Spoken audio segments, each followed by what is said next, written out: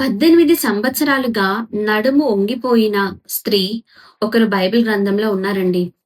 తను ఎదురు చూసిన కాలము 1 ఇయర్ కాదు, 2 ఇయర్స్ కాదు. 18 ఇయర్స్. 18 సంవత్సరాల నుంచి ఆ స్త్రీ ఇటువంటి ఒక బలహీనత ద్వారా తను బాధపడుతుంది. అయినా సరే దేవుని విడిచిపెట్టకుండా, దేవుని మర్చిపోకుండా, దేవుడు ఖచ్చితంగా నాకు ఏదో ఒక రోజు ఖచ్చితంగా నాకున్న బలహీనత నుండి, నాకున్న అనారోగ్యము నుండి ఖచ్చితంగా నాకు స్వస్థత అనుగ్రహిస్తారు అని ఎంతగానో ఎదురు చూసింది. ఆవిడ ఖచ్చితంగా మందిరానికి వెళ్తూ తన జీవితాన్ని గడుపుతూ ఉంది. ఒకరోజు యేసయ్య ఒక సమాజ మందిరములో ప్రసంగించడానికి వెళ్ళినప్పుడు, ఆ మందిరంలో 18 సంవత్సరాల నుండి బాధపడుతున్న ఆ స్త్రీ ఉంది.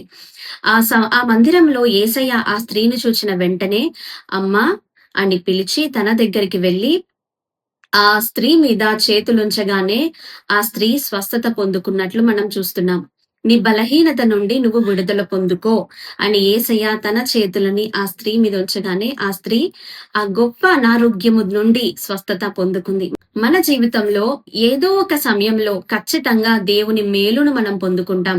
దేవుని ఆరోగ్యమును, దేవుని స్వస్థతను, దేవుని ఆశీర్వాదమును మనము ఖచ్చితంగా పొందుకుంటాం. కాబట్టి ఎక్కడ కూడా నిరుత్సాహపడకుండా, డిప్రెషన్‌లోకి వెళ్ళకుండా, ఈ స్త్రీ ఎలాగైతే 18 సంవత్సరాలు ఎదురు చూసిందో, అదే మోటివేషన్‌తో మనం కూడా మన జీవితంలో ముందుకెళ్దాం. దేవుని మేలును పొందుకుందాం. ఆమేన్.